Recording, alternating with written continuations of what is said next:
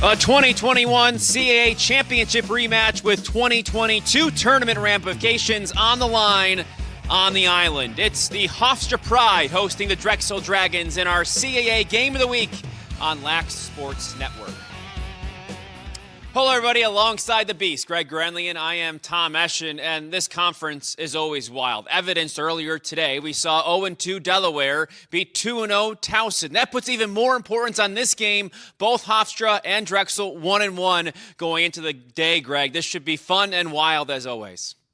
This is what we love about the CAA. You never know what you're going to get. I guarantee it's going to be another good battle. Yeah, I mean, both these teams coming off of wins. Drexel with a 19-18 win over Fairfield last time out. Just like everybody else, seems like they're still figuring things out. But one guy who has something figured out, redshirt freshman Max Semple, the reigning CAA Rookie of the Week, had 6 goals last week. Yeah, he has been a tornado of offense for them this year in a team that's still trying to find some of that magic they had during their run last year. Yeah, absolutely. Injuries, the story for Hofstra this season, but they just beat Delaware. A big reason for that, goalie Matt Gates, the junior from San Francisco, 11 saves against the Blue Hens, double-digit saves in 10 games this year. Man, it does something for your team when you can depend on a goalie like Gates. He's incredibly talented. It really makes everybody on the sideline get a little bit more energy for the game. So if he has a big game today, again, it's going to bode well for them.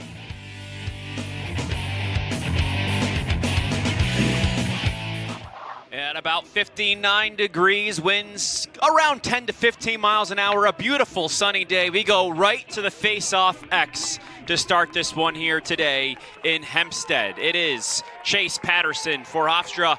He wins the face-off against Liam Rosado, and away we go. Two teams that are used to having face-off success for the last few years. Jimmy Coita, Drexel's stalwart for years at the face-off stripe. He's gone. He's graduated. They're still trying to find the answer there now. Hofstra, they got Herber and they got Chase Patterson, two very talented guys who are having a down year. So it'll be interesting to see what happens today. Yeah, quite fascinating if you want to look at it that way. That will be a battle all day long between these two. Hofstra coming in at 5-7 overall. Dragons at 5-5. This is a key game, as we mentioned, for both sides of the equation. Ross Blumenthal is in cage for the Dragons today. He will start the game. They've been splitting half and half between Ross Blumenthal and Drew McGill. If Blumenthal is playing great, he will stay in. We'll see how that all pans out. He, this year, 12.82 goals against average, 54.1% saves. You might remember him from past games we've had here on LSN as turnover in the first possession for Hofstra. Our first look at the Drexel Dragons. It's a beautiful day here in Short Stadium, a really soft place in my heart. I've played almost 100 games on this field with the Lizards. Man, what a great place to play lacrosse. A lot of wins in your days here, Greg. I'm sure a lot of memories as well. Yeah, don't make me tear up. Some hot summer nights, I'd imagine, too. Yeah, very hot. First stop there for our goalie, Gates. Deep shot by the Dragons, and the Pride will take over. The Pride led by Seth Tierney in his 16th season. Brian Volker in his 13th for the Drexel Dragons. He's got 99 wins, so one more to 100 for Volker if he were to get it today. Drexel has played well here in Hempstead. They've won the last 6 they've played here on Long Island, so they have got some good mojo here as well. Of course, winning that championship game 15-11 in the CAA also helped last year too. Yeah, two coaches that, I mean, just unanimously respected and loved amongst the lacrosse world.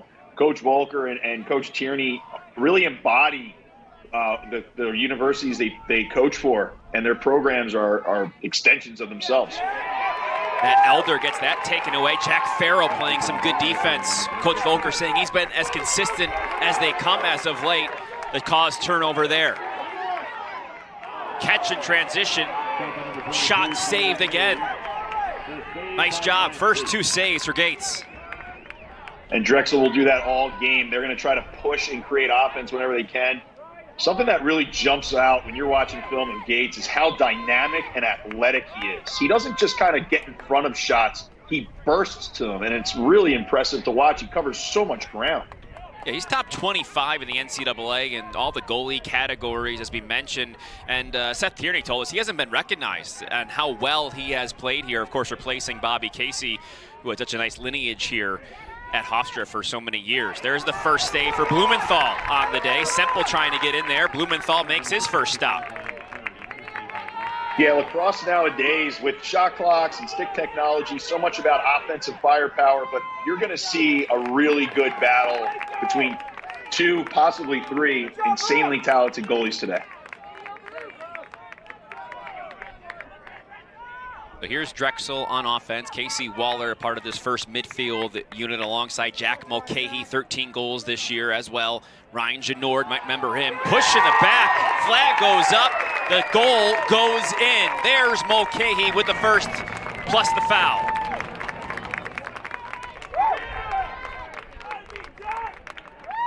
There's a name we're going to say a lot today. We always do on a Drexel broadcast.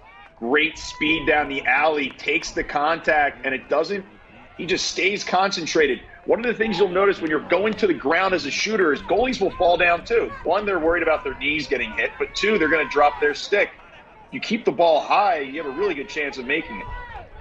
Mulcahy gets his 14th goal of the season.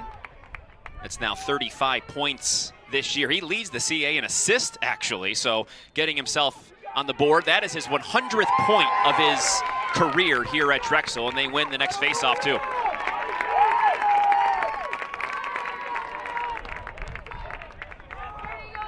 Yeah, they're going to go. Drexel will use a couple different guys throughout the day. They do have a very talented freshman, Grant Isika, who's battled injuries, and they're kind of saving him as the long-term play for the next few years. And they're starting to get a little bit of a rhythm. So it'll be interesting if they can get it going today. It's going to be so fascinating to see these two teams at the face-off stripe. That was a technical foul push, so that penalty waved off. We are at even strength. And just to allude to Greg's point, I have 6 different guys on my chart for the Dragons in case the face-off goes that way today for them. So I'm ready. You should be too. Yeah, and you know what's interesting is when you're a coach, it's frustrating because you're trying to find somebody who can get it done for you when you're facing off. But the danger is if you rotate too many guys through there, it would be like having 4 quarterbacks in a game. None of them can get into a rhythm. So you try to stick with 2 guys at maximum if you can, but you can only do so much if you're losing. So we'll see. They're doing a good job so far in the first couple draws. There's Casey Waller working along that left side. Goal line extended now. Gets it back to Donnelly at X. The Syracuse transfer goes low. Gates might have got a tick on that, but it's recovered by Waller. Donnelly, 19 goals, 13 assists this season, coming off a monster year last year. Drexel had a great year last year, just a little bit down this year. They expected a little more out of this club, but they still have time to recover here in the CAA and find themselves in the tournament. When you make the tournament, anything can happen after that. Yeah, you got 2 teams that are just trying to stay healthy. They have so much talent. They've been bit with the injury bug, and they're just trying to fight to get to that CAA tournament, like you said. Aiden Call, the captain, senior from Litchfield, Connecticut. Bernard, his man goes down, long shot. Gates gobbles it up. Another save for Gates. Great save by Gates and a good job by Hofstra by staying disciplined and trying not to slide. Drexel isn't really dodging as much as they're probing the outside and trying to get some of Hofstra's guys to commit to a slide, and Hofstra's staying put. And if you're going to take shots that aren't assisted on Gates, he's going to eat them up. So here on the Hofstra side offensively, you'll find Dylan McIntosh, 19 goals, that leads the way there. Sam Lutfi, a part of that first attack unit as well. He's been banged up this year, as Rory Jones also makes up the midfield for them. Another big offensive piece to this Pride squad. This is Jones on the left side. And up by Grippo. Jones finds some space. Jones spins, but that's because he got held back and the ball taken away. Sean Quinn, preseason All-American. The step down, deep shot is just a little wide. Grippo decided to take one. The short stick D midi, his eyes lit up. Grippo shooting it from Curry range on that. 6 on 5, they had numbers. Yeah. But it's a smart shot. If you're gonna, it's corner or nothing on that situation. So he tried to ping the corner. If you don't, you got the backup, and now you can transfer through.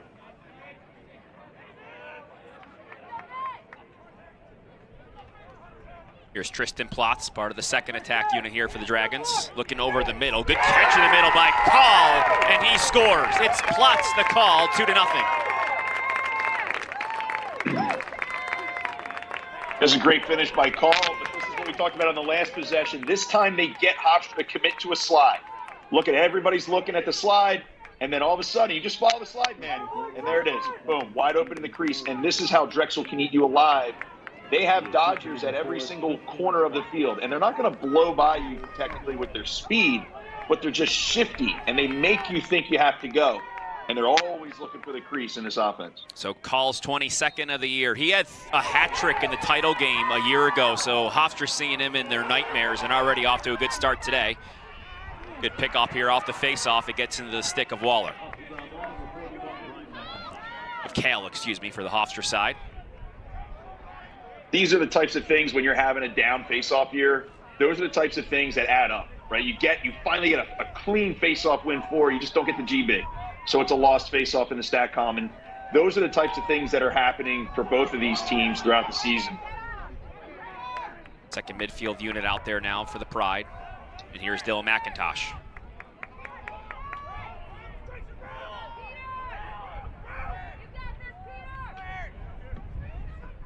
McIntosh with a short stick on him. Tries to take advantage of that. Pass it up top. There's the step down shot, score. It is Griffin Turner, his first and Hofstra's first, 2-1. Offense at every level is very simple in lacrosse. It's not a hard game to figure out. Make the slide come. After you draw the slide, you have numbers. Make the pass. Now they came because he was dodging from behind, they went adjacent. The top man slid down. And then you just get a laser beam shot from Griffin Turner. And now Hofstra's on the board. Turner coming over from TCU, a club team last year, in which he played in 6 games in the MCLA, his 5th goal this year. Hofstra wins this going forward.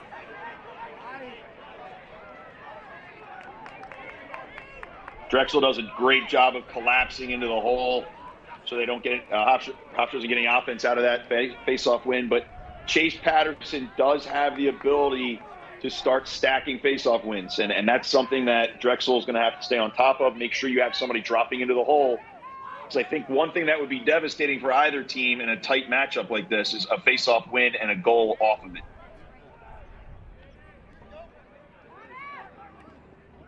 Moving into the middle there, that ball deflected away. McIntosh picks it up. Sterling Ardrey spins to his right, fans free. That's just a little bit wide. Backed up though by McIntosh. He is such a talented dodger from up top. And you see right there, he has no problem slinging it from the hip right out of that roll dodge when he gets some separation. Here's Ardrey again. Now it's Turner. Trying to muscle his way inside, couldn't do so. Here's a step down for McIntosh, stopped in front by Blumenthal. Picked up by Udovic. Big save for Blumenthal. McIntosh is going to bury that 9 times out of 10. And Blumenthal was all over it, not only from a scoreboard perspective, but from a momentum perspective. Hofstra, if they were able to get 2 goals in 2 possessions right like that, would have changed the optics of this game. Back to Drexel we go. Muscling his way. Donnelly finds his way inside, but there's Gates, and he'll run it down himself. Really good defense on ball around GLE there. Pushed the envelope, really wanted that roll under. Already a good showing for Gates. Feel like he's been tested a few times early on.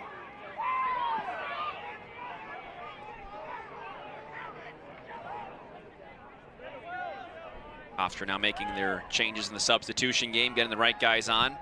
Try to tie this thing up. 2-1, less than 5 minutes to go in the first. After that move on the inside there, Sean Donnelly over there to the sideline for Drexel. Something to keep in mind here. Donnelly, one of their more prolific scorers. Yeah, when you're rolling underneath and you're trying to come across the crease, you're trying to score and stay out of the crease. So while you're trying to control your body, you can probably land pretty awkwardly. As McIntosh gets bungled up there before it hits the cage. Now moving his way through, Sheridan also gets deflected in. Donnelly returns to the contest here. Shoulder popped back in.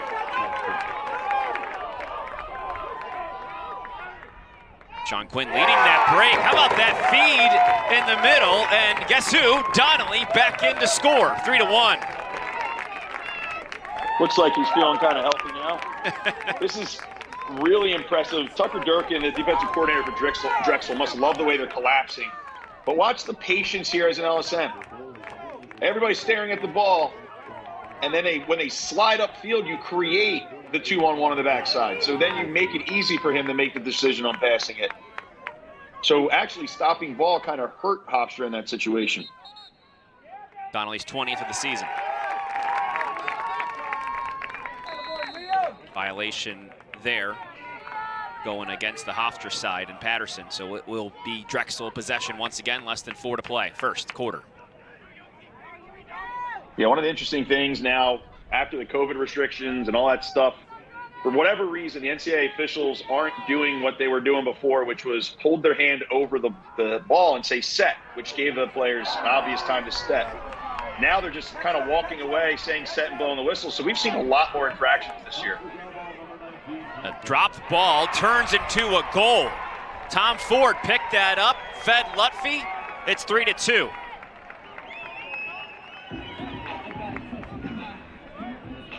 This is a theme in CAA. If you make a mistake, you pay for it. Transition the other way.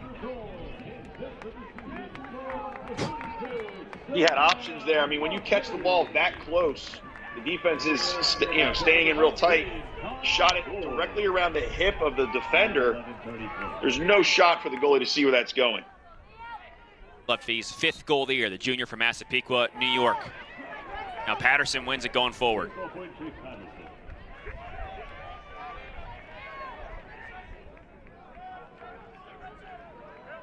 You know, Brian Herber, a preseason All-CAA player, a captain, had done such a great job here for a long time. He led the CAA last year in faceoffs, but a little bit of a struggle this year. He's been a good team guy with Patterson taking over a bit more, and they'll put Herber in there, but Patterson getting the start and getting the majority here to begin as well.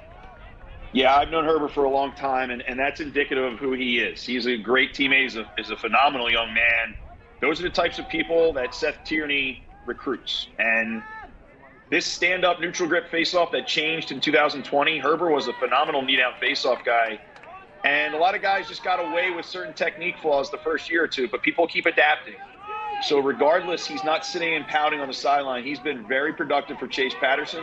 They have a great relationship, the two of them. Good defense so far here by Drexel. There's a takeaway. The ball jarred free. Very nicely done by Jack Farrell once again. Jack Farrell is so talented. He's great on ball. He's even better off ball. He's always in the right spot, makes really good decisions.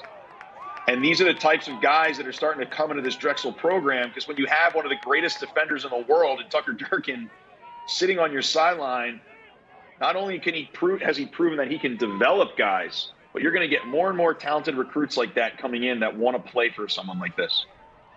Yeah, you watch Tucker Durkin play, you can just see his mind at work. You know, he's got the physical tools, but it's the mental thing that I think has given him the edge for so long, too.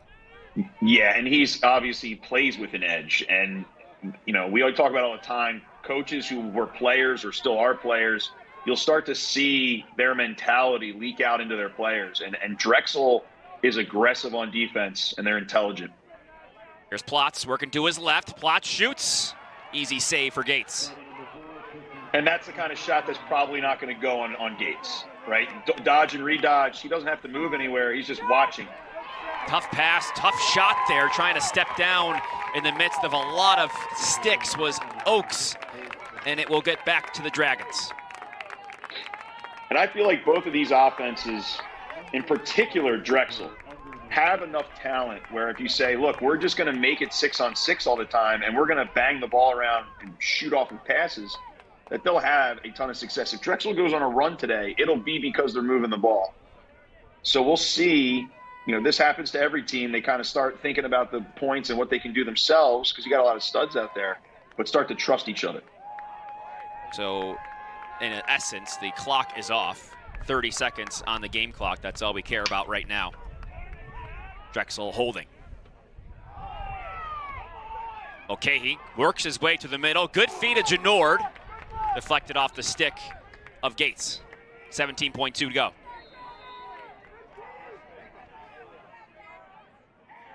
Donnelly tries to feed the middle of the call again. Waller just tries to keep it in. Actually, nice play there, getting it into Genord. 4 on the clock. Genord's got to go. He does. Shoots. Gates, the bouncer, is saved as time expires here in the first quarter. Up and down we went, and it's the Dragons with a 3-2 lead. Sean Donnelly getting on the board. His 20th of the season for these Dragons. We'll head to the second quarter. Close one here in Hempstead on Lax Sports Network. Back here at Schwartz Stadium in Hempstead, New York, it's 3-2 Drexel after the first 15 minutes of play. Here are your CAA standings up to the minute as I guess predicted. I mean, I don't know how you would predict this conference, but of course Delaware beat Towson today. And now everything is a mess in a beautiful way, right, Greg? This is great. Thanks a lot, guys. No, we love it. This is why I love doing these games with you guys. I mean, the CAA is one of the most entertaining conferences in sports.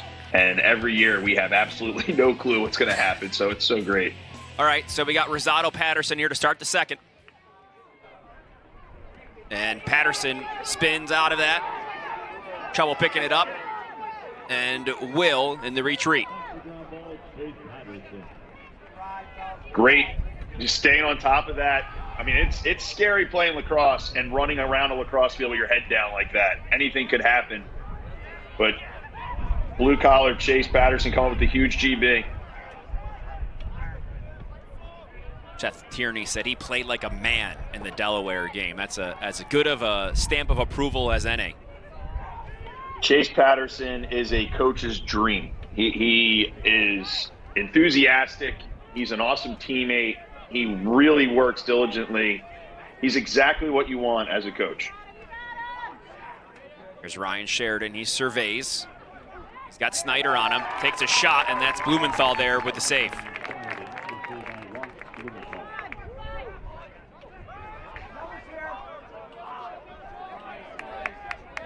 Yeah, both of these goalies, like we've said, they're just too good for you to dodge, and redodge and try to shoot from one side of the field and not make the move. They're going to be successful against that. For a second there, looked like Rippo was going to try to rip one again. He thinks better of it this time as Drexel will settle in now here with a fresh clock.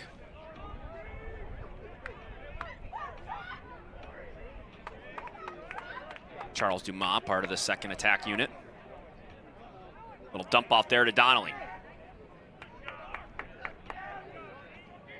Haven't said Semple's name much here so far today. He's got the attention of the Pride defense. Dumas working on the short stick. Kale. There's the slide. Donnelly trying to feed through the middle. That one bounces through. That was great defense on Hofstra's part because that was the second slide. So a lot of times the defense will slide, but it's the second guy who has to fill in for the slide man that misses. So Donnelly gets the shot off. He gets the shot off, and they're going to say 1 second here, and I think they're just going to dump it off and let him play. Didn't get that on goal, so no reset. And a good defensive possession, as you alluded to there, by Hofstra. And it's something to get a shot clock violation against Drexel because you don't see a lot of those. They do such a good job historically of spinning the ball and getting their shots. So, kudos to Hofstra. Like I said, that second slide, that means you have done your effort in scouting and you knew what they were on to. And if anything, we know about Hofstra, we know about Seth Tierney. This team is going to grind it out with the best of them. He said they were talking after the win over Delaware, and he said Delaware felt like Delaware outgrounded balled Hofstra in that game, but he said Delaware's like, yeah, it felt like you guys got all the important ones. And that's sort of the idea behind this program and the way Tierney's run it for so long. Yeah, I feel like in any stat column, if you're going to beat Hofstra, you're going to physically pay for it. They're going to make you give everything you have in order to beat them. And that is Seth Tierney in a nutshell. Try to get it out to McIntosh, moving the ball quickly here through the top. Sheridan spins through 2 defenders, shoots, low save for Blumenthal. Trying to scoop it up here on the defensive end is Farrell. He's able to do so. Not the easiest ground ball. The ride still continuing here with Jones, who got it back. That's Hofstra Lacrosse. That is Hofstra Lacrosse right there. Ride till you die, and you get an extra possession. Now, if they score on this, not only do they tie the game, but it is a huge feather in the cap. Everybody on that sideline is going to go crazy because it was all because of effort.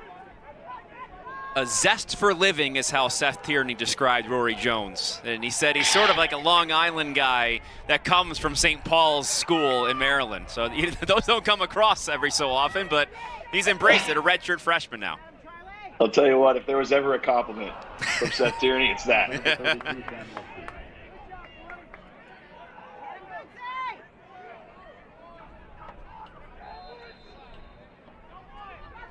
Jones scored 3 goals against Delaware, also had 3 against LIU earlier this year. A bit of a surprising performance. We did not expect them to beat Delaware last week, but they did, which has made this conference even more fascinating. And Hofstra's got themselves in there a little bit in the way in last year. They surprised a lot of people on their way to the championship game against Drexel. Which is crazy that anyone could surprise anybody. You know? Yeah, I know. What I will say here, what is surprising is so far on this possession, Drexel seems to be sliding so early, it's almost like a switch. Swing move by McIntosh, stopped by Blumenthal. Point blank save. Multiple dodges that started for Hofstra. They were one step into their dodge from the wing, and Drexel slid so early that the Hofstra ball carrier really didn't know what to do. And I'm wondering if that is part of the plan moving forward. Yeah, we saw that for the first few possessions. I thought they were just doing that for McIntosh, Greg. You make a good point there. It feels like they're doing it for everybody on that side of the ball. And you can really, in lacrosse so many times, like Hofstra on defense, for instance, is trying not to slide. And a lot of times you're so used to that as an offensive player that you're planning on the slide after you've started sprinting to the goal. But when they do it so early, you almost don't have anybody to pass to. There's Martin, and the shot underneath. Backed up here by Drexel. In fact, the Rochester Rattlers in the MLL for a few years under Tim Sudan would do that, and it would throw professional lacrosse players for a loop. Another easy save for Gates. Let's see if Hofstra are going to do anything in transition here. He's got 7 already, but a couple of those, I mean, they're pretty deep shots by the Dragons under duress. And he's made them, so he gets credit for it. Yeah. And I feel like Drexel is doing Hofstra's job for them when they shoot shots that far out, especially that are unassisted. Especially a team that is so good at getting the ball into the crease. That's a bit part of the figuring out that Drexel's had to do this year, losing guys like Reed Bowering last year, Colin Malman, and Luke Tomac right before the season started. Could have been a major impact there as the garbage by Turner was turned away. Great job defensively, but defender was in goal there. Turner picks it back up somehow. I visually can't, I don't know what happened. I don't know how that ball stayed out of the goal. I gotta have to see that in slow motion. Here's Turner again, point blank, another one. They want a crease violation, they got it. I need to see that again at some point, if we can throw that replay up, because I have no idea. It looked like a glitch in the Matrix where the ball didn't go in the net there. Twice. Yeah. So with all of that, I believe we do have that replay, so if we get a stoppage in play, we'll give that to you. But in the meantime, after a couple nice stops, I'd say by the whole of the Dragons defense, including Ross Blumenthal back there, we'll have the Dragons back offensive, leading 3-2, midway through the second.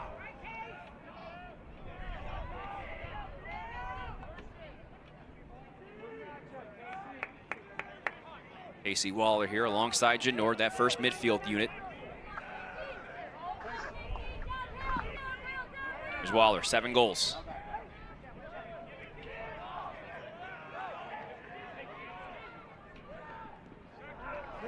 the defense there once again by the Pride.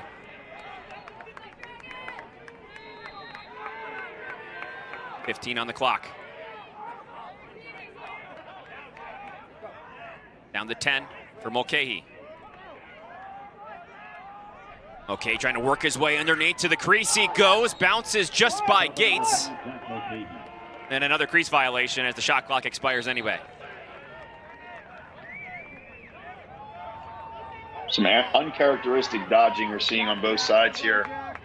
And good goalies and good defenders can cause that, because it makes you start to think you got to play outside of your norms in order to make something happen for your team, which is all well and good. But if both offenses they have offensive coordinators that know that if they just stick to the plan, it'll work.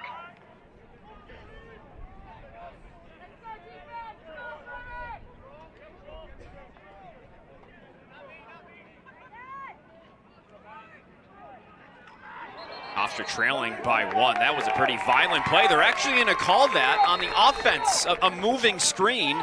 So here comes Drexel the other way. Quinn, pull, shot, just wide. And who's got the backup here? I think it's Hofstra. It does. Ford will pick it up. This is just great effort to get in the hole. I couldn't see the jersey number. That affected the entire play.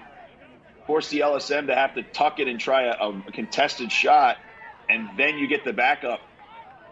Huge swing and momentum in that situation. I think that was Ford that was involved in that, the one who ended up coming out with it after the backup. Did a nice job at that, and I think we're going to take a breather here. I think that'd be good with 5:56 to go. Drexel with a 3-2 lead. Timeout, Seth Tierney and the side of the Pride to reset some things. We'll step aside with Drexel ahead in our CAA Game of the Week on Lax Sports Network.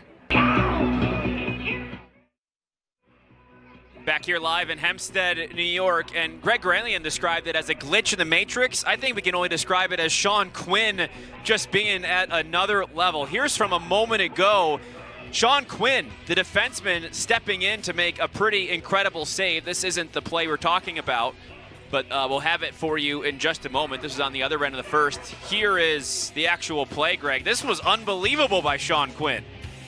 Yeah, we need some confirmation on if this is a save or not. 43 in blue. Watch this. He doesn't just get hit by it. He saves it with his stick. He's holding a long pole, and he saved it with the 10 inches of plastic. That is absolutely awesome. Man, Ross Blumenthal is going to have to pat him on the back or something later on tonight, because he had his 6, as they say, and that's an incredible play by Sean Quinn. If this ends up being a one-goal game, as CAA games tend to be, that's going to be a real good moment in the film room tomorrow. Yeah, because that's a goal 9 times out of 10. Yeah. All right, so Hofstra after the timeout. Rudd initiating. The junior from Cumming, Georgia. Looks over the middle, gets it to that side to Elder. Elder, a couple steps, just a little wide. Blumenthal had a track too. I like that motion, all of the screening going on by Hofstra when they're dodging from X. There's so much movement up top. Just as the ball's getting past goal line extended, you're going to see a whole mess of guys moving, and they're looking for that backside if he gets lost with the defender. See all this motion? Now they're backing out to create space on this one. Rudd spun. That one picked up, though, by the Drexel Dragons. And Brennan Greenwald, the senior from Newport Beach, California, gets that ground ball in his own territory. He had a big day last year in that CAA title game against these Hofstra Pride members. 2 caused turnovers, 3 ground balls, and an assist in that 15-11 win the last time these two teams met. Man, that was a great game. Alongside Greg Grandlian, Tom Eschen here with you in our CAA Game of the Week. Drexel leading 3-2 here. Been a good up and down battle thus far.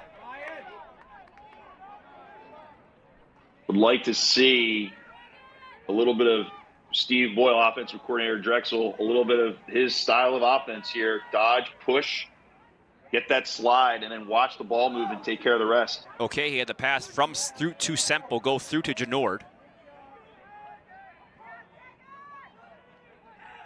Now back to Donnelly. Donnelly manned up here by McIntosh. And you're hearing the coaching staff from Drexel, yelling, move it. Once you draw that guy, get rid of it. Waller from way outside. 4-2 Drexel as there were 4 seconds to go on the shot clock.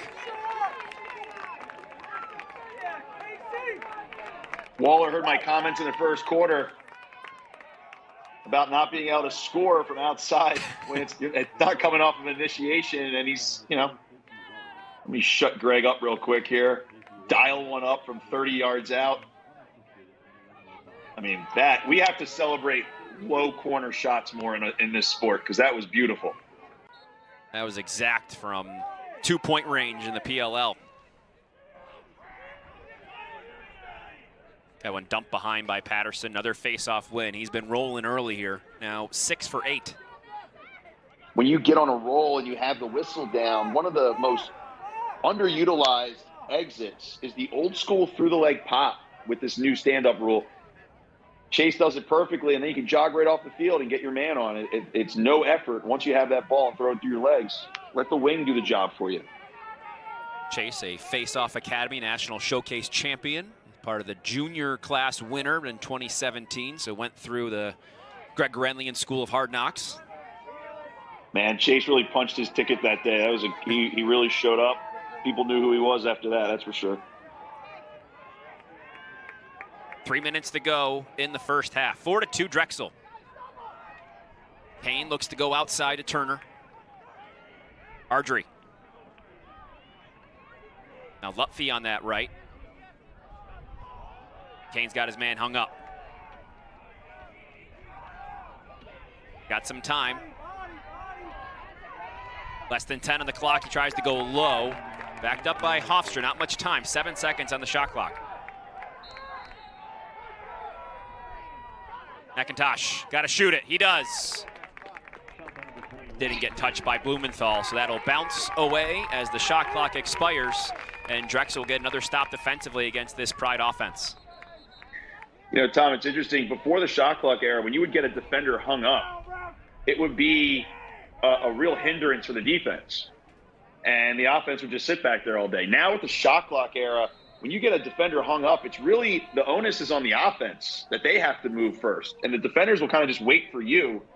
And, I think Hofstra's doing a great job of the initial dodging from X, and they're really at home with that. But when the ball gets transferred around and they bang it, seeing that dodge immediately again is what would have put Drexel in a bad situation. But because they caught it and held it, that's what kind of screwed up the pattern of the offense there. Yeah, it felt like out of the timeout, Hofstra had a few sets in mind they wanted to run, but the Dragons did a good job, as you mentioned, in disrupting that, Greg. Yeah. 2 minutes to play in the half. 4-2 is our score. We have a whistle. I think we might get another timeout here as well. So they will go talk things over with their head coach, Brian Volker. And Volker and Seth Tierney have a history, if you don't know. Way back in the, I guess that they would be upset if I said way back in the day. We'll just go with back in the day. Playing together at Johns Hopkins. We got a picture as they sat next to each other. Pretty amazing in this picture. Back in 1991, they played in the 89 championship game, of course, together and lost to Syracuse, unfortunately. But they go way back. They've been in this conference for more than a decade, each of them, and coaching up these squads. But pretty cool to see guys that, we're part of such a historic program now, creating their own legacies here in the CAA with programs of their own. Yeah, I mean, and like we talk about, these guys, they embody their programs so much and they're so well respected in the lacrosse world. CAA is just filled with people like that, and filled with coaches like that for sure. Yeah, Volker's tenure took him as an assistant under Bill Tierney at Princeton in the early 90s. He was at Penn after that, and now in his 13th season with Drexel. And Tierney's won a few CAA titles here, some NCAA berths as well. And of course, a part of the Team USA coaching staff back there in 2018 as an assistant when Greg and his buddies won that gold medal out there in Israel. A lot of memories there, Greg, I'd imagine. Yeah, one of the things that I'm most grateful for in my career is the fact that I got to be on that 2018 team and get to know this coaching staff. Coach Danowski, Tierney, Coach Resch, Coach Amplo. I mean, I feel very lucky and blessed because these are some of the best people in our sport, and they're guys that deserve all the success that they have. So Drexel after the timeout. Let's see what they drew up here on the offensive end. Dodge down low, getting through there is Martin. Can't get it through everybody, though. Gates ends up taking it in his own crease. Out comes the Pride.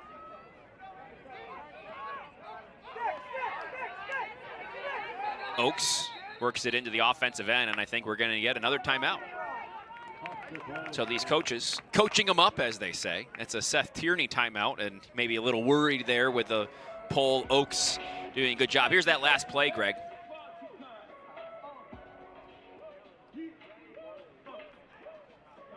And you can see Hofstra's trying to keep their shape. They're doing a really good job. This is incredible. I mean, the top of the head was scraping the ground from that low to high. And when you're a keeper and even when he's dropping, he keeps his stick high and he doesn't pay for coming down, and he covered two spots of the goal in one motion. I mean, that's really not something that you can teach. That's instinct, and it was really impressive. Yeah, that was an incredible save. I think there was a lot of bodies in the way. It was hard to see on first glance, but on the second spot, I mean, there was some space there in the middle for Matt Martin, who actually made a nice move to get a pretty decent shot on it, but Gates making another pretty save today. Yeah, that was really, an impressive position of the shot. Like I said, that was completely from 12 o'clock to from 6 o'clock to 12 o'clock, and with his head position. And he was able to make this save. Watch how Gates drops his body but keeps his stick high on this. Look at that. That's really impressive. And it's almost, after we watched that a second time, it almost seemed like maybe it hit somebody else's stick. I couldn't tell. Yeah, it might have been deflection there, too. That makes it even harder. Yeah. Yeah, but he was all over it. And, like I said, he's very dynamic in there. He's an athletic goalie. 8 saves today for Gates, so he's done a nice job, the junior from San Francisco, California, a communications major. Hofstra will take over after the timeout. Here's McIntosh. Now it's Kane wearing the 99 in Hempstead. Ryan Sheridan dissuaded there by Udovic. Kane shoots, scores. 4-3.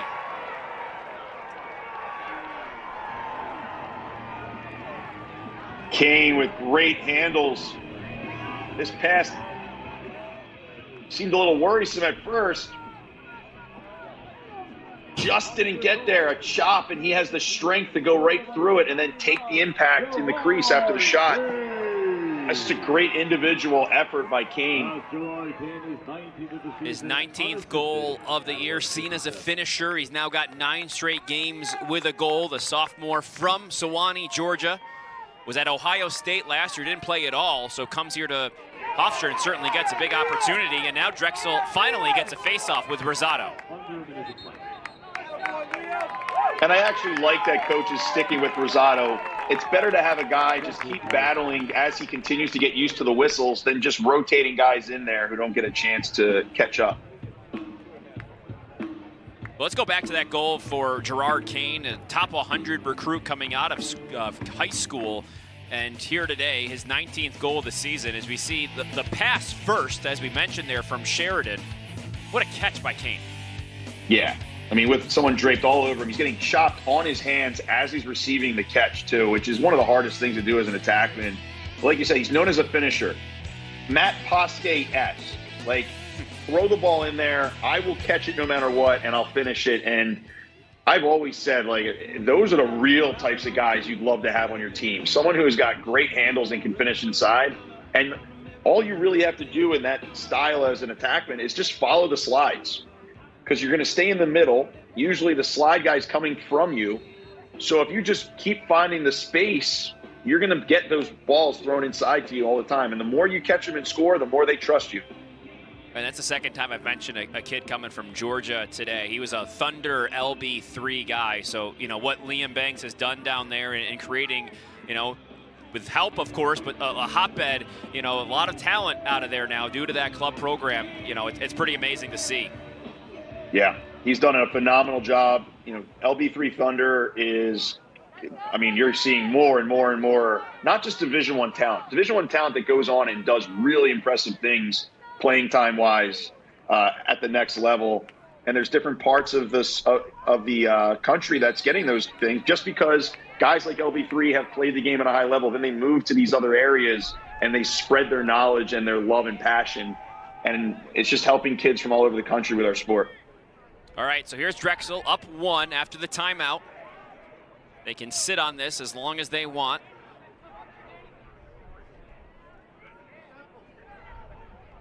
About 30 on the game clock now. That went out of the stick of Semple.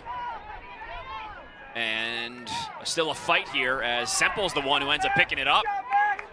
Out to call, 20 on the clock.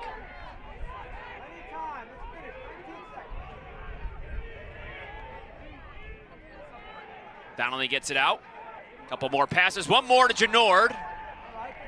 Gates got a stick on it, 8.9 to go.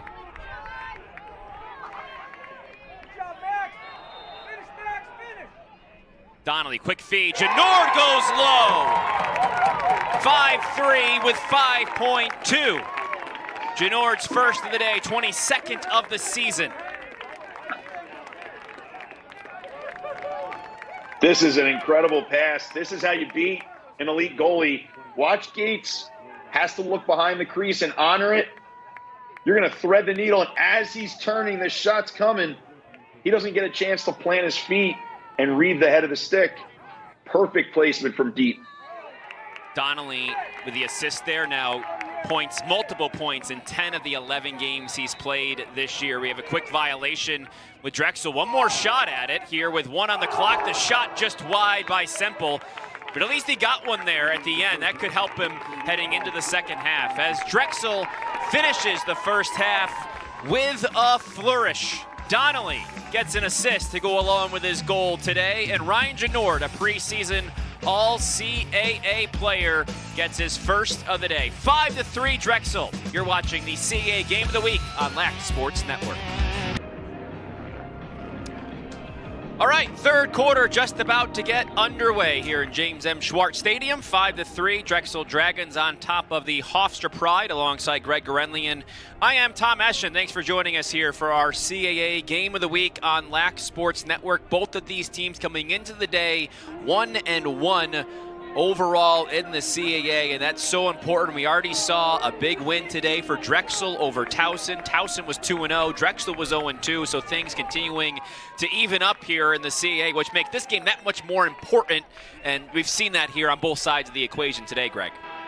Yeah, absolutely. And this game is going to come down to a few big plays. Tough ground balls, maybe a couple really good rides, and this is what this rivalry always comes down to. And we have that's 3 now. 3 in a row for Drexel at the faceoff. So that's a violation, and now the Dragons will get right off the get-go the possession.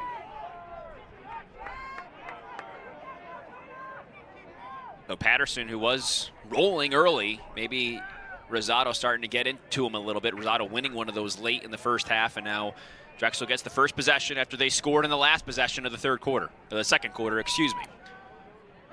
This is the third quarter. Yes, it is. As long as everybody knows where we're at, that's good. And the flag goes down after that slash. It's frustrating, too, for the Hofstra coaching staff. Great slide, great position. Just got too much helmet for the referee to not have to throw that flag. Waller gets his hands free, stopped in front. Donnelly was there, but jumping on the play there at the end, you see the Hofstra Pride and Matt Gates, but the flag was adjudicated. We'll see how long.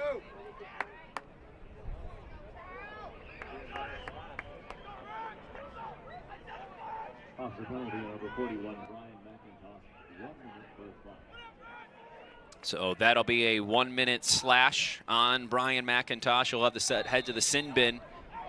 And Drexel will get their first man up on either side of the day. 5th in the CAA in these opportunities this year. This can be a very effective man up because they can handle the ball so well. Home run pass there, out of bounds. So Hofstra gets a pass now. All they got to do is get on offense. They'll kill this penalty. Yeah, and that's something that hurt Drexel a lot during the Fairfield game. Coach Volker telling us, yeah, there were just some times where he just threw the ball away uncharacteristically, and they forced a lot of turnovers because of that. And that's what's crazy about this offense is the stick skills and the ability to handle in traffic is so elite that when they do throw the ball away unpressured, you're like, dude, what's going on? You guys can catch it in a closet with people hanging all over you. So Drexel does get the ball back there as Hofstra was trying to clear. So they've got about 20 seconds to go here on this man up. See if they can get a shot off. That one right in front and score. Augustine for the Dragons, 6-3.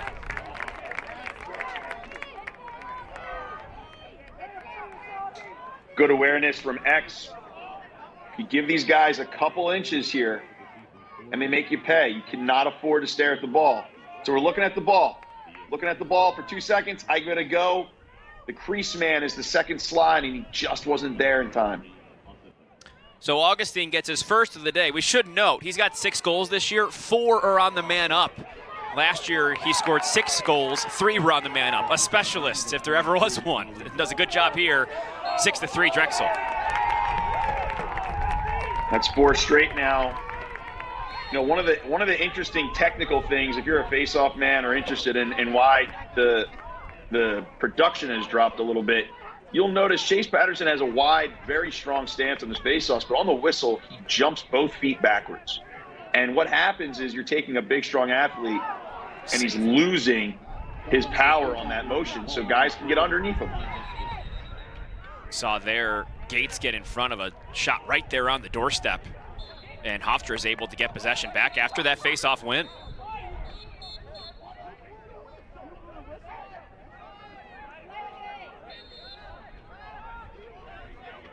Another nice save. If not for Gates, then this would be a very different game right now. Yeah, this would not be a 3-goal game. He's been great.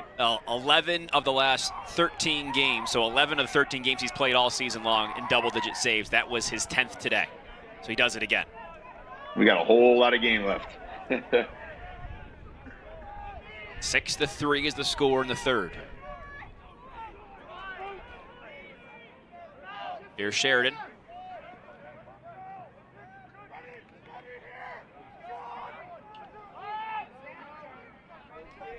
McIntosh, skip pass over to Elder. He falls. Kane, fake behind the back, feeds the middle. McIntosh, fake behind the back. He's able to gather here. Udovic playing some good defense. In the middle again, just too many bodies, and Drexel takes over. Drexel is flying around with supreme confidence, and they're being controlled when they do it. And you can see Hofstra's just kind of playing hot potato. They're just panicking and throwing the ball around. There doesn't seem to be a smooth initial dodge and then look for gaps. They're kind of just trying to get it done with one pass, and Drexel is ready for it every time.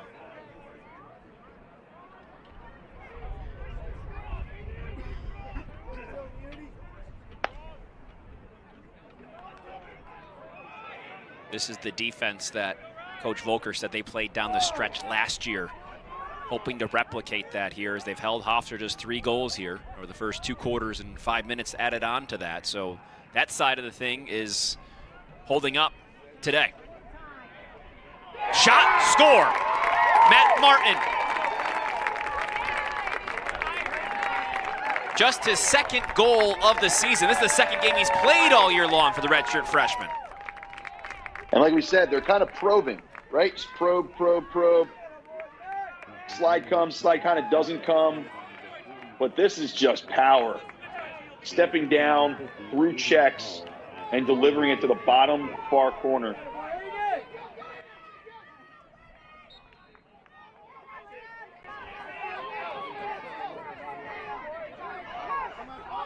Patterson got it initially. He didn't get the ground ball afterwards.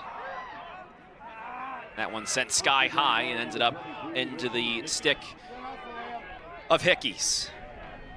That was a huge face-off for Hofstra because they're in danger time right now. Their offense has not been clicking today. And now you're down 4 goals against a very good defense. They need any possession they can get right now.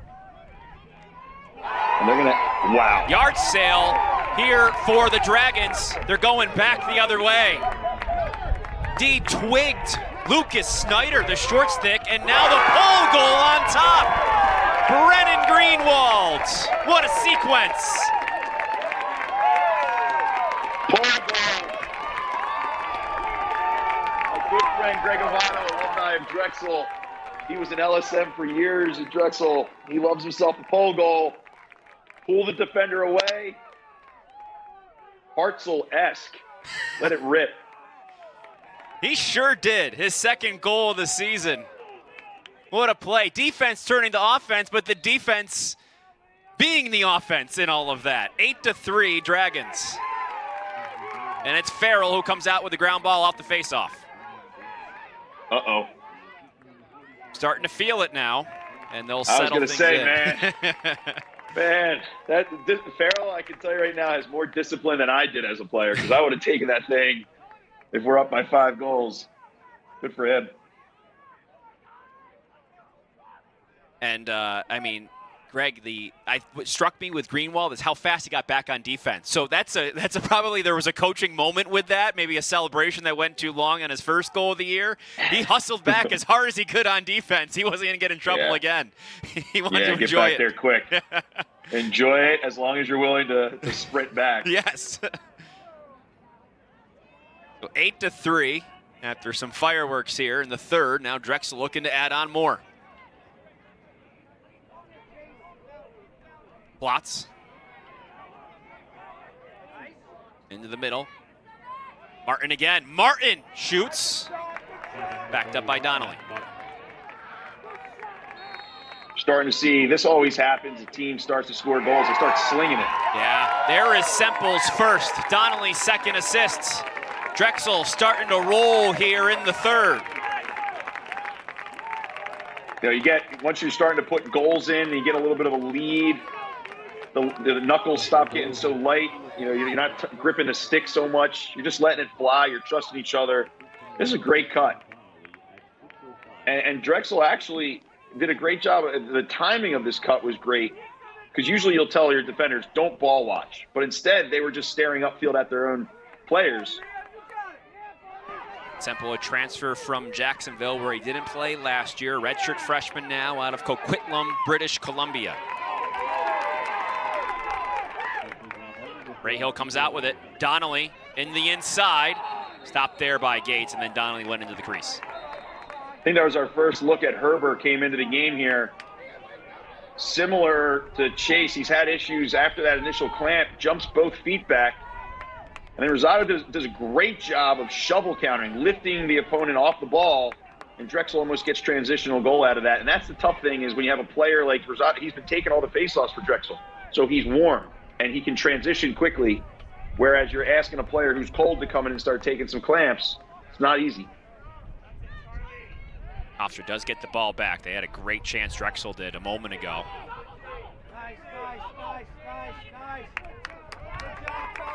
Hofstra's trying to stop the run.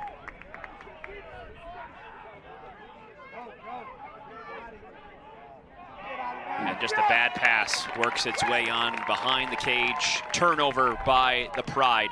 Those are starting to rack up for them now. That's number 14 today.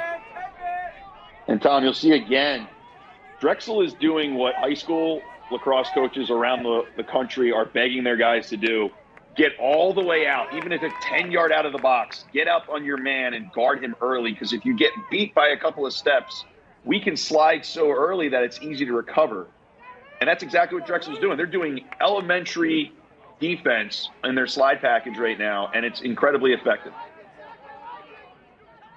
Augustine working on Kale. To Donnelly. Skip pass, deflected up in the air. Nice play by Tim Hegarty. The senior from Farmingdale, New York. A guy who hasn't played much up until this year, just an unbelievable leader for this team is Hegarty, and he gets a turnover when they really needed it. Yeah, huge play. Hofstra needs all the plays they can get right now.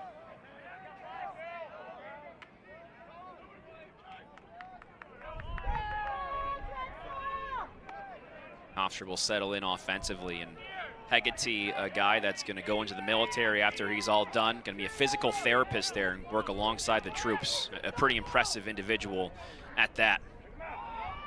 Oh man, coach had so much to say about him. Couple steps for Rory Jones, and he scores to stop the run, 9-4.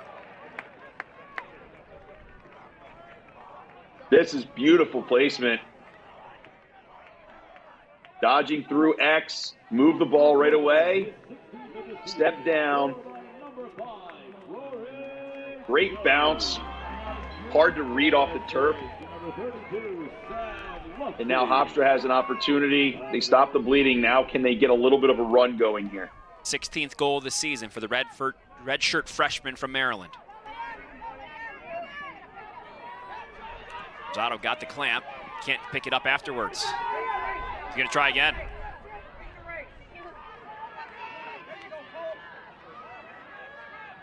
Battle continuing, a great ground ball there.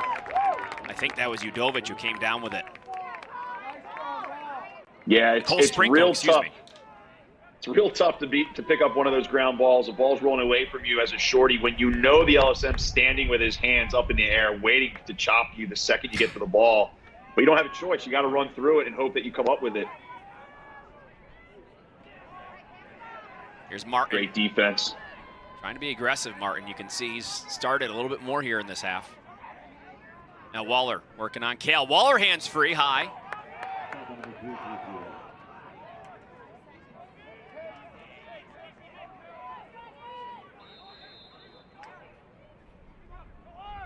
Donnelly takes a shot. It was on cage, so it'll deflect out of play, and Semple will pick it up. It's interesting shot selection there. The Hofstra long poles are just backing up, giving all the real estate you need. He didn't really need to take a low angle shot there. He could have taken a couple more steps above the cage. Martin's pass over his teammate's head. Will Delaney did a nice job there defensively, just distracting Martin a bit. And a turnover here goes the way of the Pride. Yeah, and you make a good point because that's the opposite of what just happened. So instead of from the crease, we're backing up from behind the goal on the dodge. We're going to stay on the hands of the offensive player like your defensive coordinators teach you. You get a turnover out of it. Richie Hickes, what a clear there under duress. Flag down. Continues to be down. Kane in front. Sykes scores. Pride get their second in a row. It's 9-5. This is big now. If I'm Coach Tierney, I go back to Chase Patterson and say, look, we just need you to come up with these ground balls. You were winning the clamps early in the game. What was the flag? Is it wiped? Flag, yes, it was wiped off, just a technical. So they got the play on. Okay. Flag done with. Will be even strength here. 9-5, Drexel. Sykes is 10th of the year.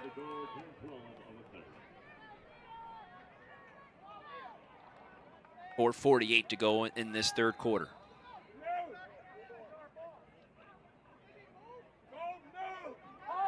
It's Herber and Rosado. Herber went early. Yeah, and this, like I said, Herber being asked to come into this big rivalry game 3/4 of the way into a game when obviously something's cooking. Rosado's on the whistle. He's feeling good about himself. Herber needs some face-offs to get acclimated to the situation. And, it's going to be interesting if he stays in there or if they go back to Chase now, who now has sat out the 3 face-offs.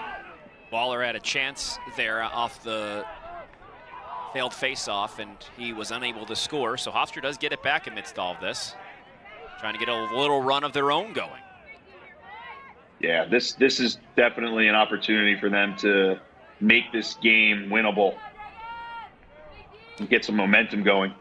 Rosado 10 for 17 at the face-off X today. Herber's 0 for 3 since he came in, as Patterson was 7 for 14, but had lost the last couple, which brought in Herber, the preseason All-CAA player.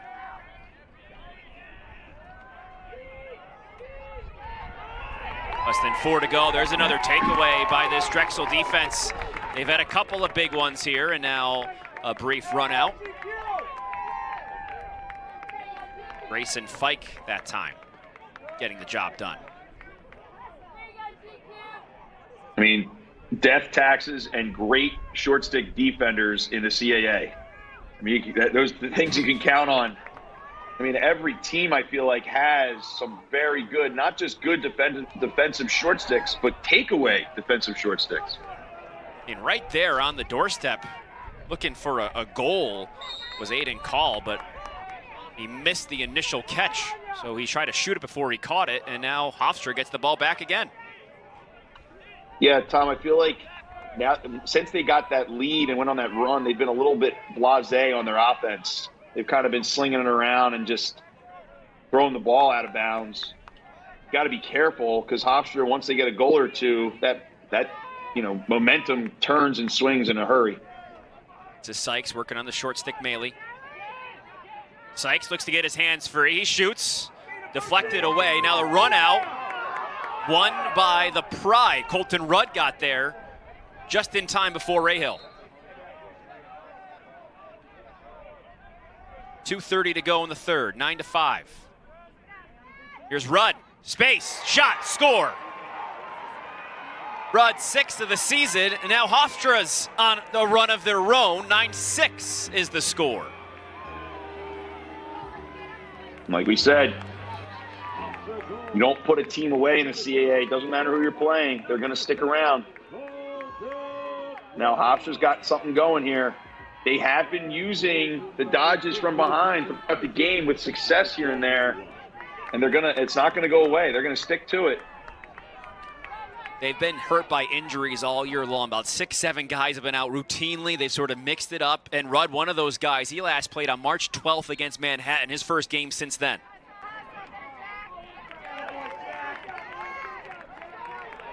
Jack Farrell picks up the ground ball off the face-off for the Dragons.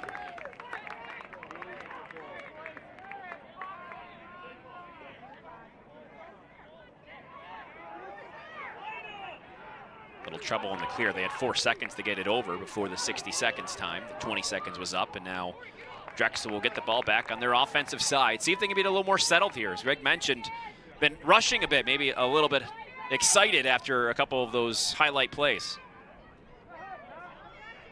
Yeah, you get a little less meticulous, which can help the flow of it, but also can make you throw the ball away unnecessarily when you got a little bit of a lead. So now that Hofstra's put some goals together, let's see if the urgency comes back with the details.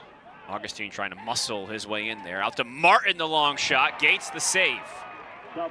Similar to that first quarter in which there was a lot of deep ones and Gates didn't have to work too hard. Yeah, there was 1 or 2 that got by Gates in this game, and I think he's decided that's enough. And they need to go back to what was working with that ball movement. So here comes Hofstra again. 9-6. They've scored 3 in a row.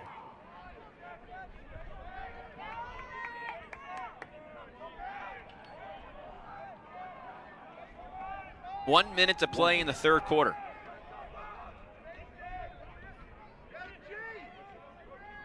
Jones up top finds all sorts of space, deflected in front. Lutfi. Plenty of time on the clock. Here's Sykes. Snyder on him. Snyder still on him, looks to feed the middle, and that is gobbled up by Blumenthal. The idea there, I understand the idea of trying to dump it into the crease after you've drawn, but the problem is they're so close together that it's really hard to complete that pass. Lots running out of the box now. They'll settle things down. 10 seconds to go in the quarter. Genord gets one more to Donnelly, saved by Gates. 4.8.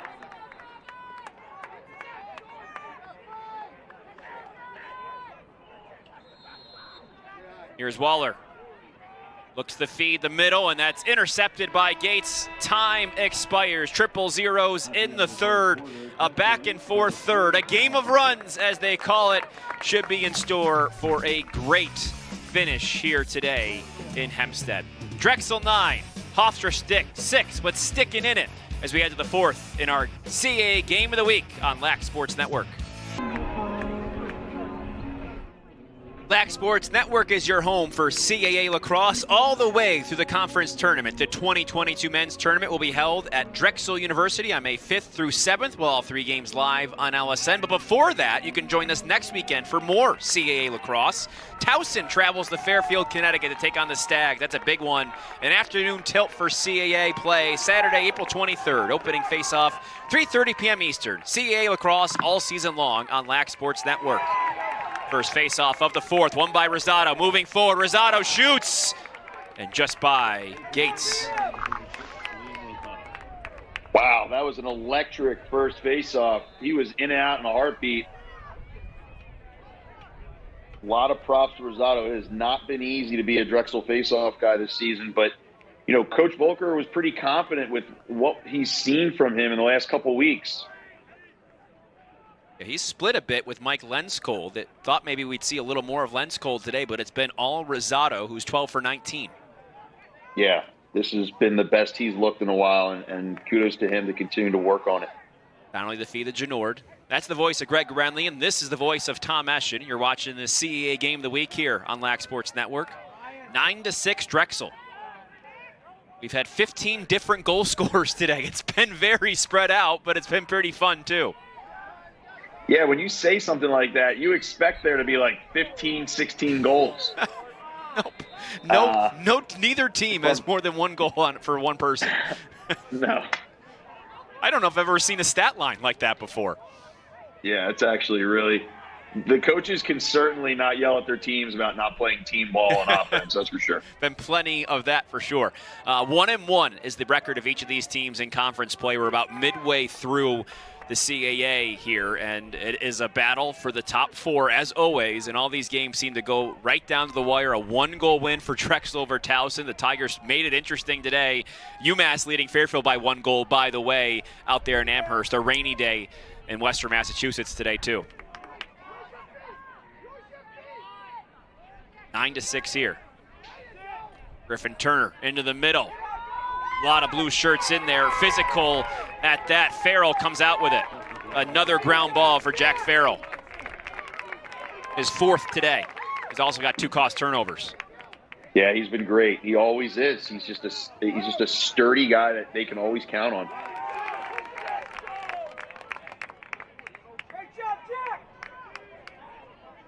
He's had at least 2 ground balls in the last 7 games he's played. 10 caused turnovers in that span. A preseason all-CAA player. 6th round draft pick of the Philadelphia Wings in the NLL.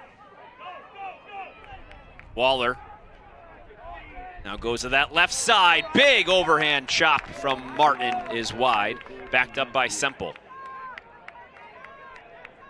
Did get on cage there, so Gates got a stick on it as we reset back to 60.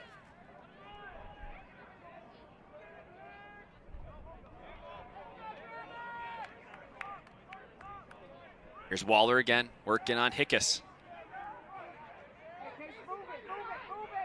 Waller, one of the 9 different Dragons with a goal. That one came out funny or deflected, one of the 2.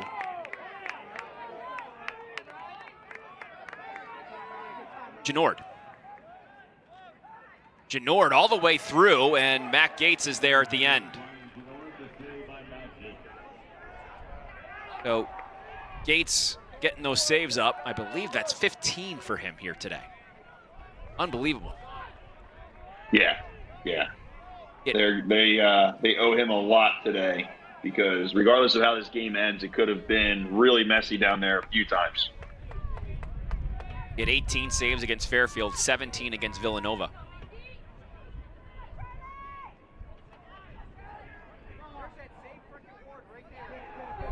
Rudd can't handle the pass. Fight for the ground ball. See, like right there, that's the frustrating thing for Hofstra. They did everything right. And then when they make that pass down the attackman on the wing, that's a 2-on-1. All they have to do is catch that pass, and it's almost a guaranteed goal. Their 18th turnover today, that ties their season average. That's last in the CAA, about 18 per game. It's 60th in the country. So you're talking 70-something teams that they have really struggled in that category. It's hurting them here, especially when it comes down to the fourth quarter, too. Yeah. Yeah, ground balls, turnovers, that stuff always adds up when you're at this point in the game, because then you can kind of see where it led you to. So they got 10 minutes to turn it on. They can. They've got the last 3 goals here. After Drexel went on their run, Hofstra went on a run of their own in the third. No one scored yet here in the fourth. At Stansfield, first time we've seen him get a run today. Tries to feed the center. A lot of yellow in there, more yellow than blue. And the blue was in the crease. I mean, all the blue was in the crease. Drexel is, I don't know what the thought process, it looked like their formation was like a 1-5. Everybody was standing in the crease. There was no room to operate in there. 10 minutes to play in the fourth. Hofstra gets the ball back. And you get a goal here, it's 9-7. So, you know, as much as Hofstra maybe has struggled keeping the ball, they're still very much in this. Absolutely. Absolutely. There's Sterling Ardrey. He's been quiet today. Working on Snyder. Here comes the slide, draws the pole. See that early slide there? I mean, he wasn't even a threat to the cage. And he shoots, stopped by Blumenthal. That was a tremendous save.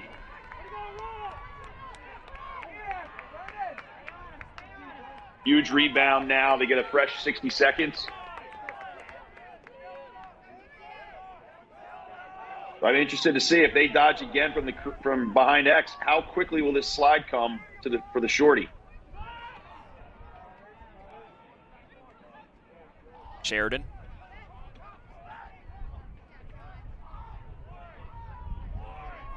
.30 on the clock. Still with Sheridan. Looks for an opening. Finds one. 9-7. Sheridan, the 7th different goal scorer for Hofstra today. He makes it a 2-goal game. What a celebration, too. Man, it's going to be some kind of a record. But look at this. Dodging right through the heart of the defense. Taking chop after chop. 3 guys on me. Who cares? Slinging it from the hip. The big fella. Making it a 2-goal game. The junior from Victoria, British Columbia, so he knows close quarters. All about, of course, the box there in Canada, coming down to the field game here, and a quick violation off the faceoff. That was Grant DeSica, who had just come in here, Greg, for the Dragons. One of the first times we've seen him today. He was up there at the X, and he is going to get called for the violation, and now we'll have to sit out. Grant DeSica for Hofstra. Are you talking about Chase Patterson? Oh, Chase Patterson, excuse me. Yep, my apologies. Yes. Yep, good call. Yeah. Chase Patterson, so if you get 3 infractions in one half, it's a 30-second technical. That rule was put in a few years ago. I personally hate it, but no one cares what I think. So man up for Drexel. That's all we know here. Apologies for the name change. But Patterson, like Greg had said, there was a couple that added up, and then that third one comes into play here for 30 seconds now for the Dragons. Well, he kind of saw, you know, when he went early, he saw him kind of get crestfallen and just drop his head because he knew what was happening. But anyway, Drexel opportunity to kind of stop the bleeding and kill some time here. They're going to probably probe around, bang the ball, kill the clock, and then go. Yeah, it should be even strength here. Just a few moments. Across the field we go. Curcio. This one bounces all the way out to the midline, and it'll go the way of Hofstra, so dodging the bullet. That ball bounced so far. If you're wondering why is it Hofstra ball, it ricocheted so far that the attackman for Hofstra was the closest person to it when it went out of bounds. The thing was a laser. Yeah, that was off the post all the way to midfield. Hofstra looking to keep this run going. You're going to see that sideline lose their minds if they score here. Up 9-7, 4 in a row for Hofstra, dating back to that third. That's the a way lot of these Hofstra goals. Sorry, go ahead, Tom. That's the way these games work. I was going to say, Greg, 1-goal games, 2-goal games, late. Yeah, and what a move by Rudd. Feeds the crease. Ball goes wide.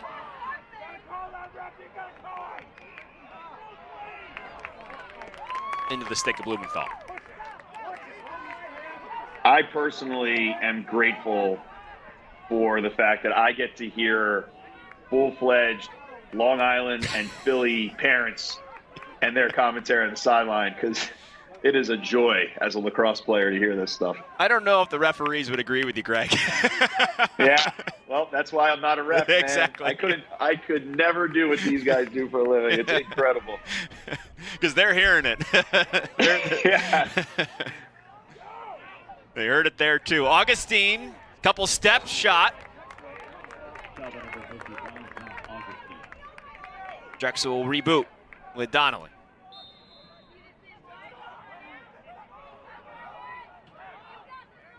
You got an invert going against the shorty. You can see them slide quickly. Hofstra slides, recovers very well to the crease. 30 on the clock. So now they're going to initiate where the shorty is up top instead. Genord, the spin move, gets himself a couple steps, feeds the middle. Augustine scores his second. That all set up by Ryan Genord. And Tom, this is what I talk about. This was phenomenal defense by Hofstra. They're doing everything right. They're sliding, they're recovering. But then for one step wide open, catches it and then bounces it to a perfect spot off the back foot. I mean, this is how talented this offense is and how many goals they can score when they trust each other and bang it around. Zach Augustine last had 2 goals against UMBC. That was in the opener. 2 goals today. Herbert wins the faceoff for the Pride. What a response. Very impressive to come in after sitting out another few faceoffs to get that. And what Drexel's unit as a whole has been doing a great job on when Hofstra does win the clamp, collapsing on everybody and making it a 3-on-3 ground ball. 10-7 as we approach 5 minutes to play. Drexel finally getting a goal.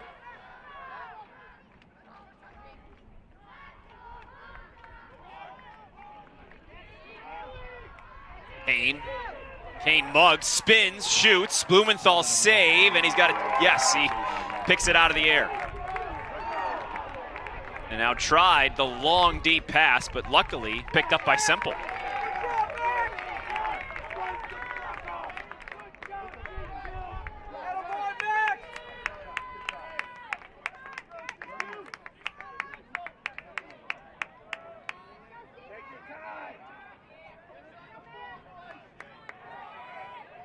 They're gonna take this whole shot clock down to under 4 minutes before they attack the goal here.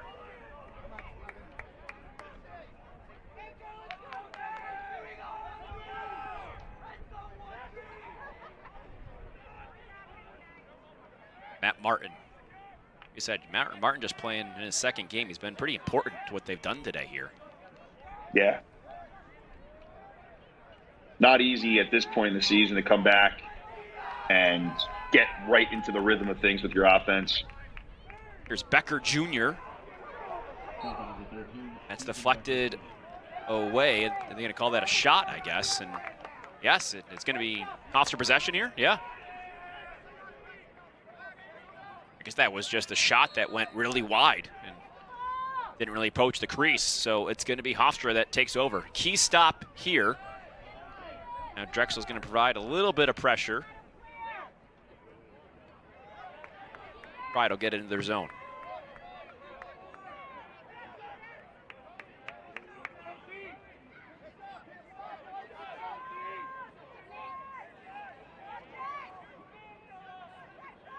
Ten to 7, less than 4 minutes to go. Ardrey out to Rudd.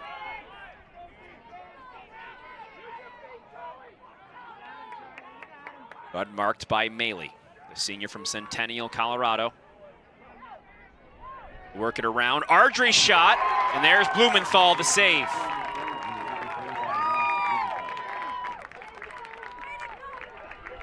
First time in a while, Blumenthal's played almost the full 60 minutes of a game. Usually it's been half and half between him and Drew McGill, but for the first time since the game, I believe against LIU, which was back on March 5th, Blumenthal getting to play the second half as well. Brian Volker saying if he was playing great, we'll keep him in, and I guess it was great because Blumenthal makes a key save here in the final few minutes of this one.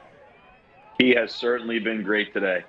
I think both goaltenders have done a phenomenal job.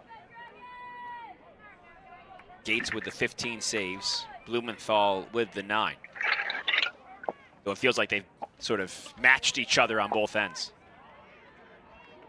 You know, Gates has had 15 saves in this game for a while. True. It's been a while since Drexel's gotten a shot on cage. Augustine to swim, and I think timeout came right as he was swimming, shooting a boat after the whistle. And timeout will be called on the field with 2:27 to go here in the fourth quarter. Timeout, Dragons. We'll see how this one finishes up. We'll step aside. You're watching the CAA Game of the Week on Lax Sports Network. All right. 2:27 to go here in the fourth. A pivotal CAA matchup here as both these teams are 1-1. Drexel winning this one 10-7. You see the standings after Delaware beat Towson earlier today. Fairfield has come back in the third. They lead UMass 13-10 right now out in the rainstorm out west in Massachusetts. So Fairfield, Andrew Baxter's done a great job with that program. They are putting themselves in the mix too here. So this is what it's all about here in the middle of April in Portland Lacrosse. Yeah, nobody runs away in the CAA, that's for sure. Absolutely, and right here, so Drexel calls a timeout, and Hofstra gets a caused turnover right out of that. McIntosh makes the play. I'm not a Division I coach, nor will I ever be, but I have to imagine that wasn't the play that they called timeout to run. I don't think so. Behind the back we go. The shot by Lutfi, saved by Blumenthal. Huge save by Blumenthal. All but shuts the door on this game. That was a tremendous play by Hofstra. They had the shot they wanted, and he has been fantastic. And that was going to be a pretty play by the Pride, too. I mean, you had the BTB, you had the finish, and it was going to be a two-goal game. Instead, Drexel with possession, 1:30 on the clock, and about 55 on the shot clock. So you do the math, and we'll see how aggressive the Pride get here.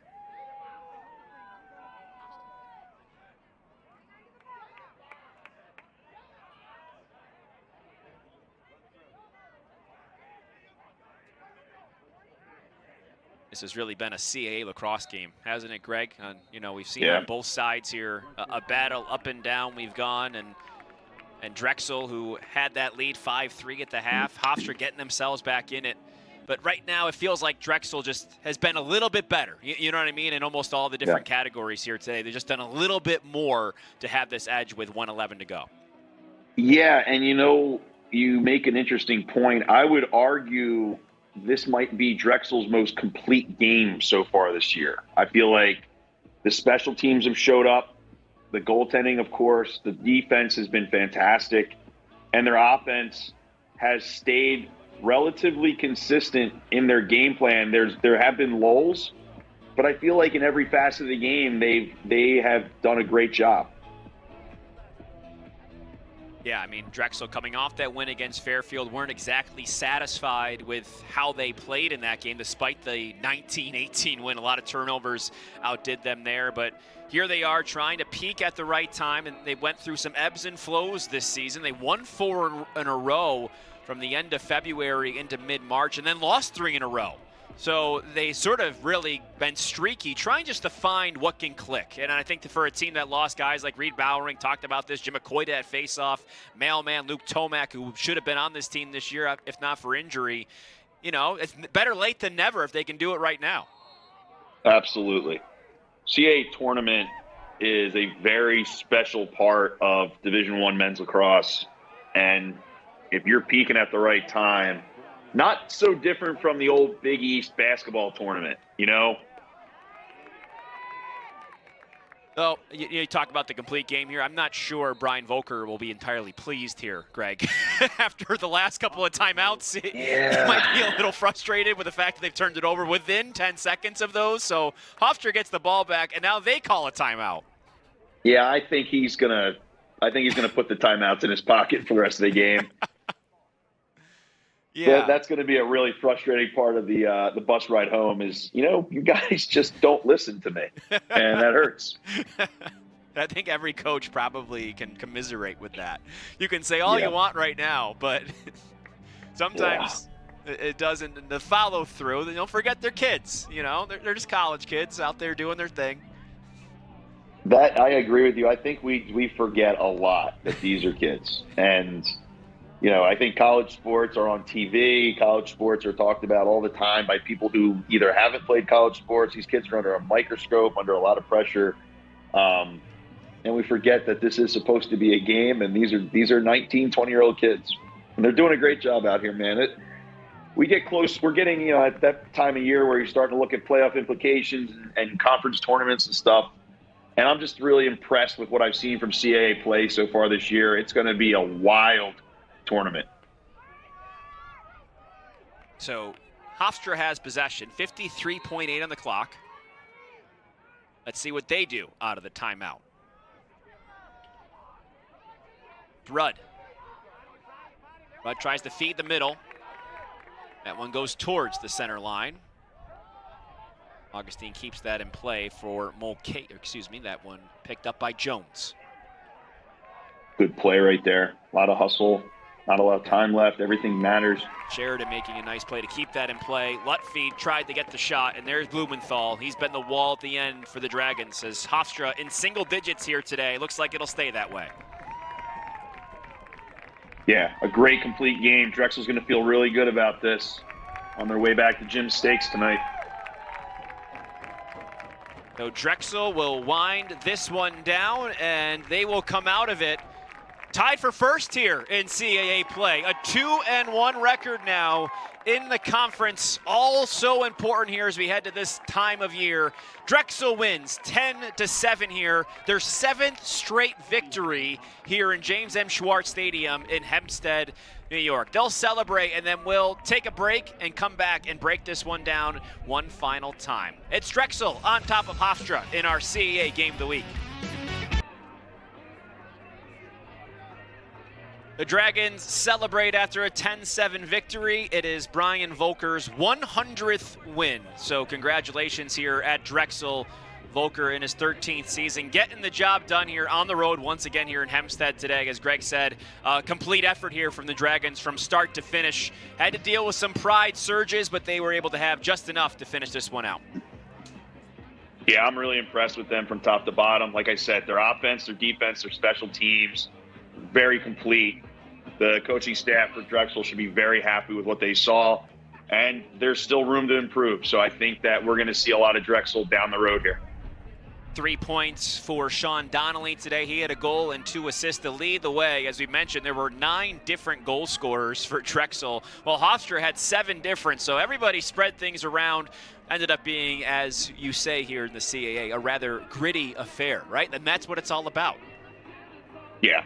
I mean, this is about as blue-collar as a conference can get. So it's just, I love CAA ball. I love how these games come down to the wire, and it's just every game feels like a big rivalry game, and it's just great to watch.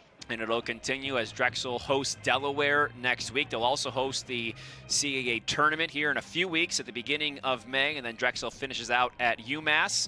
Hofstra, meanwhile, they will host UMass next week and then head to the Towson Tigers to finish out their regular season. We still have no idea who the top 4 are going to be, so you're going to have to watch this conference each and every week, as right now Fairfield leads UMass, just to give you an update on that game in the 4th quarter. So we will find out when you will here. So we appreciate, once again, you guys jumping on with us to take in this one in Hempstead, New York, James M. Schwartz Stadium, the site. A 10-7 victory for Drexel, for Greg Gorenlian and Tom Eschen. Thanks for watching our CAA Game of the Week on Lax Sports Network. We'll see you next time, everyone.